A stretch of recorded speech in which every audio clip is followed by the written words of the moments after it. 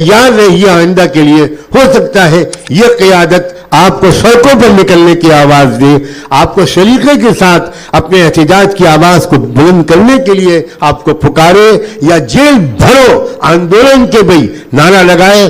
کیا میں امید کروں کہ سب کے سب بالکل تیار رہیں گے انشاءاللہ۔ ناظرین اکرام السلام علیکم ورحمۃ اللہ تعالی وبرکاتہ۔ ناظرین، ممبئی سے ایک بہت ہی بڑی خبر نکل کر سامنے آ رہی ہے۔ خبر یہ ہے کہ مسلم پرسنل لا بورڈ کی طرف سے تحفظ اوقاف کے نام سے ایک کانفرنس منعقد کی گئی، جس میں بڑے بڑے جید علماء کرام کو بلایا گیا۔ ہر ایک نے اپنی رائے رکھی، ہر ایک نے اسپیچ دی، تقریر کی، لیکن مولانا سجاد نعمانی صاحب نے جو کچھ کہا ہے آپ کو وہ ہم سنوانے جا رہے ہیں، لہذا ویڈیو آخر تک دیکھیے گا۔ اور مولانا سجاد نعمانی صاحب نے قوم سے، قوم مسلم سے اور مسلم نوجوانوں سے کیا اپیل کی ہے وہ آپ حضرات ضرور سنیے گا۔ بہت ہی اہم پیغام دیا گیا ہے، بہت ہی ضروری اور اہم پیغام دیا گیا ہے، لہذا آپ سے مؤدبانہ گزارش یہی کروں گا، آپ حضرات ویڈیو آخر تک دیکھیے گا، ویڈیو پر بنے رہیں۔ ناظرین نظام، مولانا سجاد نعمانی صاحب نے کہا کہ اگر وقف بورڈ میں کچھ بھی ترمیم ہوتی ہے، رد و بدل ہوتا ہے، تو ہم قانون کے دائرے میں رہ کر، سنویدھان کے دائرے میں رہ کر جیل بھرو آندولن کریں گے۔ اس کے لیے مسلم نوجوان اور ہر ایک بندہ تیار رہے۔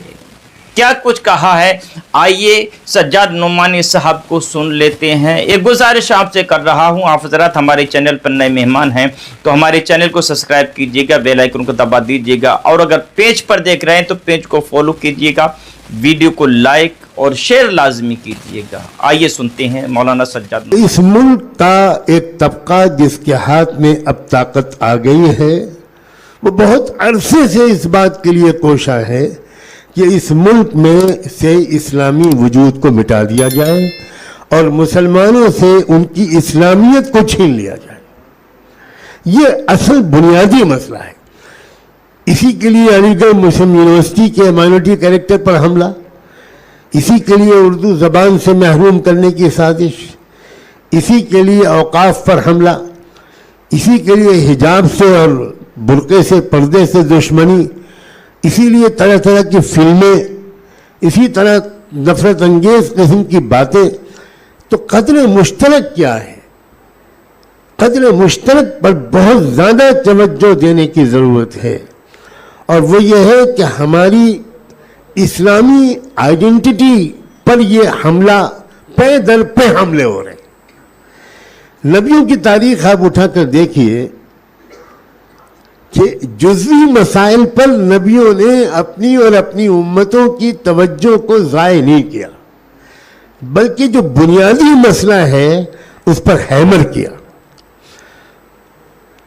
میں نے ابھی ایک آیت سورہ ابراہیم کی پڑھی، ایسی سینکڑوں آیتیں پیش کی جا سکتی۔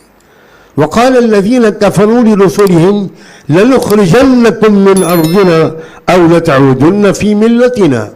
ہر زمانے میں پیغمبروں کی قوموں نے اپنے پیغمبروں کو ایک دھمکی دی تھی کہ تم کو ہمارا دیش چھوڑنا پڑے گا، ہمارا دیش میں رہنے کی صرف ایک شکل ہے کہ تم ہمارے دھرم میں واپس آؤ۔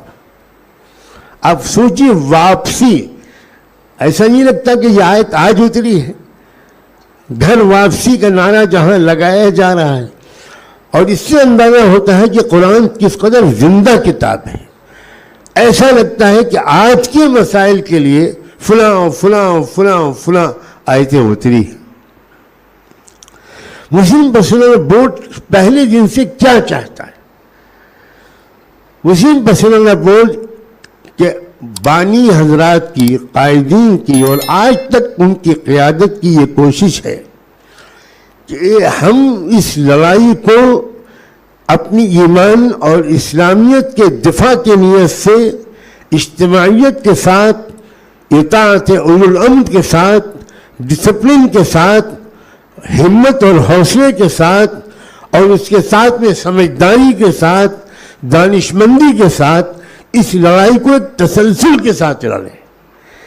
یہ نہیں کہ ایک مسئلہ آئے اس کے لیے کچھ جلسے ہم کریں اور اس کے بعد جب دوسرا مسئلہ آ جائے تو اس پچھلے مسئلے کو بھول کر اس نئے مسئلے میں کھڑے ہو جائیں، یہ دیکھے بغیر کہ پچھلے مسئلے کا کیا ہوا۔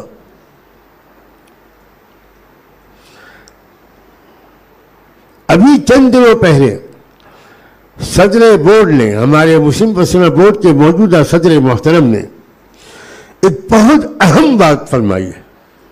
پورے ملک کے ہر مسلمان اور انصاف پسند ہندوستانی تک اس بات کو پہنچ جانا چاہیے۔ مولانا نے فرمایا ہے کہ ہم ای میل بھیجنے پر اکتفا نہیں کریں گے، ہم اپنی رائے کے دینے پر اکتفا نہیں کریں گے، جب ضرورت پڑے گی اس وقت ہم جیل بھرو تحریک چلائیں گے۔ یہ آپ اس اعلان کو معمولی میں سمجھیے، مسلم پرسنل بورڈ کے اسٹیج سے جذباتی باتیں نہیں کی جاتی۔ ہزار بورڈ کی قیادت پر جذباتی نوجوانوں کا دباؤ ہو، بورڈ اپنے توازن اور اعتدال پر قائم رہتا ہے۔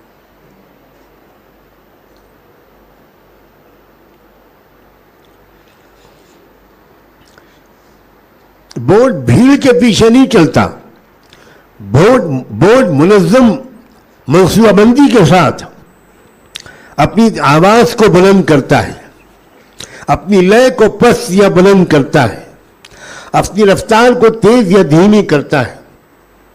غنیمت سمجھیے کہ مسلمانان ہند کے پاس ابھی ایسی بالغ نظر، جرأت مند اور دانشمند قیادت موجود ہے۔ قیادت کے لیے صرف بہادری کافی نہیں ہے اور قیادت کے لیے صرف سمجھداری کافی نہیں ہے، بہادری اور سمجھداری دونوں کے آمیزے کی ضرورت ہے۔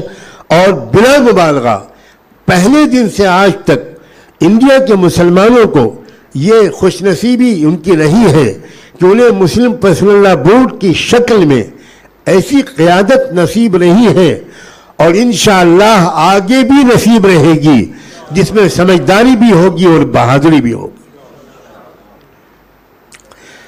پاکستان کے کچھ لوگوں نے، اب تھوڑی دیر مسکرا بھی لیجیے آپ، پاکستان کے کچھ لوگوں نے مجھ سے کہا کہ آل انڈیا مسلم پرسنل لا بورڈ کی ایک شاخ پاکستان میں بھی قائم کروا دیجیے، کیونکہ جیسی اچھی قیادت آپ لوگ کر رہے ہیں ہمارے یہاں نصیب نہیں۔ میں نے جواب دیا، آپ پاکستان کو انڈیا میں شامل کر دیجیے، ہم کروا دیتے ہیں، اس لیے اس کا نام تو آل انڈیا ہے نا، تو ہم آپ کے ملک میں کیسے داخل ہو سکتے ہیں۔ دوسری ایک بات اور کہنا چاہتا ہوں، قوم اگر طے کر لے، قومی ارادے، قومی فیصلے، قومی طاقت کو سمجھیے، قوم اگر طے کر لے تو طاقتور سے طاقتور حکومت، ظالم سے ظالم حکومت کسی قیمت پر بھی قوم کو اپنے اصولوں سے منحرف نہیں کر سکتی۔ اس کی ایک مثال پیش کرتا ہوں۔ وہ علاقے جو سوویت یونین میں آ گئے تھے، وہ ممالک مسلمانوں کے ممالک تھے زیادہ تر، تاجکستان، قزاقستان، داغستان، ازبکستان، آذربائیجان، یہ جو سنٹرل ایشیا کے ممالک ہیں۔ ایسا شدید جبر و تشدد وہاں ہوا تھا کہ اس کا ابھی ہم اور آپ تصور بھی نہیں کر سکتے، سوچ بھی نہیں سکتے۔ یہ حالت تھی کہ رات میں 2 بجے فوج کسی بھی گھر پر چھاپا مارتی تھی اور تلاشی لیتی تھی، اگر قرآن مجید کے کسی سپارے کا ایک ورق مل جاتا تھا تو پورے گھر والوں کو گرفتار کیا جاتا تھا۔ اگر کوئی قرآن پڑھاتا مل جاتا تھا تو 20-20 سال کی سزا ہوتی تھی یا پھانسی ہوتی تھی۔ میں یہ بات بلا واسطہ روایت نہیں کر رہا ہوں، بلا واسطہ مفتی اعظم تاشقند نے مجھے وہ پوری تفصیلی واقعات سنائے، کیا گزری ہے اس علاقے کے مسلمانوں پر۔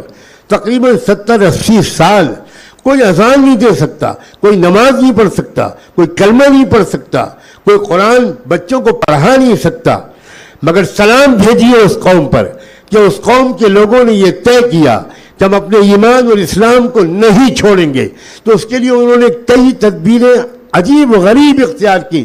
میں صرف ایک تدبیر سنا کر آپ کے ارادے کو آواز دینا چاہتا ہوں, صرف ایک تدبیر, ورنہ میرے علم میں 6-7 تدبیریں ہیں. ایک تدبیر یہ تھی کہ انہوں نے کہا کہ جب ہم نے دیکھا کہ کسی مسجد, کسی گھر, کسی کمرے, کسی حجرے, کہیں پر بھی ہم اپنے بچوں کو قرآن نہیں پڑھ سکتے, تو عجیب تدبیر ہوئی. اور وہ کیسے مفتی اعظم سے میری ملاقات ہوئی. مفتی اعظم تاشقند ایک تبلیغی جماعت لے کر انڈیا آئے ہوئے تھے. مجھے اس جماعت کے ساتھ کچھ وقت گزارنے کا حکم ملا, اور وہ جماعت یہ چاہتی تھی کہ انڈیا کے دینی مدرسوں میں جا کر وہ یہ معلوم کرے کہ یہاں کے مسلمانوں نے حکومت کی امداد کے بغیر اپنے وسائل کے بلبوتے پر اپنے اسلامیت کی کیسے حفاظت کی ہے. اسی سلسلے میں جب پہلے دن میں ان کے ساتھ مسجد میں تعلیم کے حلقے میں بیٹھا, اور ان کے ساتھ 3 نوجوان تھے 17-18 سال کی عمر کے, اور قرآن کا مذاکرہ شروع ہوا, تو میرا خیال یہ تھا کہ ان کو تو قرآن پڑھنا آتا ہی نہیں ہوگا. لیکن عجیب بات یہ ہوئی کہ ان بچوں نے اس لہجے میں قرآن پڑھا کہ مصری قراء کو شاید پیچھے چھوڑ دیا. اب میرے ذہن میں ایک سوال پیدا ہوا, یہ بچے تو اس دور کے پیداوار ہیں اور آپ کے ملک کے حالات وہ ہیں, ان بچوں نے قرآن کیسے پڑھا؟ انہوں نے بتایا, 2 طریقے بتائے 6-7, ان میں سے ایک سناتا ہوں. انہوں نے کہا ہم نے یہ طریقہ اختیار کیا کہ ہم ایک مصنوعی جنازہ لے کر نکلتے تھے جس میں کوئی میت نہیں ہوتی تھی, اور ساتھ میں 8-10-15 بچے لے کر نکلتے تھے, قبرستان جاتے تھے, قبر کھودتے تھے, اور وہ بچے قبر میں اترتے تھے. ان بچوں کو قرآن پڑھانے والا ایک استاد شمع موم بتی لے کر قبر میں اترتا تھا, اور وہ 8-10 بچوں کو قبر میں چھپ کر قرآن پڑھاتا تھا. اور جیسے ہی آہٹ ہوتی تھی کہ کوئی اجنبی آ رہا ہے, جلدی سے باہر نکل کر ایسی ایکٹنگ کرتے تھے جیسے ابھی ابھی ہم کسی میت کی تدفین سے فارغ ہوئے ہیں, اور وہ تعددی کلمات بولتا اور واپس چلا جاتا. جب وہ چلا جاتا تو ہم دوبارہ قبر کو صاف کرتے اور دوبارہ بچوں کو اس میں اتارتے, اور وہاں پھر آگے کا سبق شروع ہوتا. اس طرح ہماری 70 سال کی جو محنت چلی ہے, اس کے نتیجے میں انہوں نے کہا کہ شیخ سجاد, ہم کہہ سکتے ہیں کہ ہمارے شاید ہر گاؤں میں 10 سے لے کر 20 تک حافظ قرآن موجود ہیں. یہ ہے قومی ارادہ. مسئلہ اصل میں کیا ہے؟ مسلم پسینہ بورڈ کا ایک طرف خطاب ہوتا ہے حکومت سے, ایک طرف خطاب ہوتا ہے ملک کے مسلمانوں سے. اس وقت یہاں آپ کو زحمت دی گئی ہے آپ کو خطاب کرنے سے. یہاں بیٹھ کر حکومت کو للکارنے کے لیے ہم نے آپ کو زحمت بالکل نہیں دی ہے. آپ سے ہم کہنا چاہتے ہیں, اپنے گریبانوں میں جھانکیے, آپ کی بچیاں کتنی پردہ کرتی ہیں, آپ کی بچیوں نے اپنی عصمت و عزت کی حفاظت کی کیا تدبیریں کی ہیں, آپ نے اپنے نوجوانوں کو اسلام اور اردو زبان پڑھانے کا کتنا اہتمام کیا ہے, آپ کے گھر میں شریعت پر کتنا عمل ہوتا ہے, آپ شریعت پر آنے والے خطرات سے کتنے آگاہ رہتے ہیں. بورڈ ایک طرف حکومت سے خطاب کرتا ہے, بورڈ دوسری طرف ملت سے خطاب کرتا ہے, بلکہ بورڈ کا روح سخن میں صاف کہتا ہوں جہاں تک میں سمجھا ہوں, حکومت سے ہوتا ہے 40%, اور اپنے بھائیوں بہنوں اور نوجوانوں سے ہوتا ہے 7%. آج ذمہ داری کا احساس ہر مسجد کے امام کو ہونا چاہیے. ہر جمعے کے خطبے سے ہماری قوم کی ایک جامع تربیت ہونی چاہیے, سیاسی بھی, سماجی بھی, دینی بھی, عقلی اور فکری اور علمی اور شعوری بھی. اور اگر آپ زیادہ سے زیادہ جڑے بورڈ کے قائدین سے, ان حضرات کی تقریروں کو سنیں, ان حضرات کے مضامین کو سنیں. مجھے تو حیرت ہے, صدر بورڈ حضرت مولانا خالد سیف اللہ رحمانی صاحب, اللہ تعالیٰ ان کے سائے کو سلامت رکھے, اتنی علانت اور مشغولیت کے باوجود کس طرح اخبارات میں ہفتہ واری کالم لکھتے ہیں, شمع فروزہ کے نام سے کس طرح سوشل میڈیا پر مسلسل ان کے مضامین آتے ہیں, نہایت بصیرت افروز. آپ پڑھیے اور پھیلائیے اس لٹریچر کو, اس مضامین کو, اس علم کو, اور اس کے ذریعے پھیلنے والے شعور کو. میں زیادہ وقت لینا نہیں چاہتا, میں ان دونوں حضرات سے استفادے کے لیے حاضر ہوا ہوں، اور میں آخر میں پھر یاد دلاتا ہوں مشالہ صاحب کی اس بات کو کہ یہ ہماری آئیڈینٹی پر حملہ ہے۔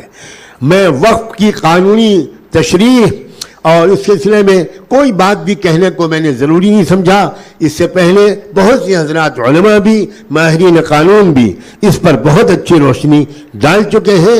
تیار رہیے آئندہ کے لیے، ہو سکتا ہے یہ قیادت آپ کو سڑکوں پر نکلنے کی آواز دے، آپ کو سلیقے کے ساتھ اپنے احتجاج کی آواز کو بلند کرنے کے لیے آپ کو پکارے، یا جیل بھرو آندولن کے بھئی نعرہ لگائے۔ کیا میں امید کروں کہ سب کے سب بالکل تیار رہیں گے انشاءاللہ۔ جزاکم اللہ۔ مولانا سجاد نعمانی صاحب نے جو کہا اس کے بارے میں آپ کی رائے کیا ہے؟ آپ اس کے بارے میں کیا سوچتے ہیں؟ آپ کا خیال کیا ہے؟ آپ کا نظریہ کیا ہے؟ آپ ہمیں ضرور کمنٹ کر کے بتائیے گا، اور ویڈیو شیئر لازمی کیجیے گا۔ السلام علیکم ورحمۃ اللہ۔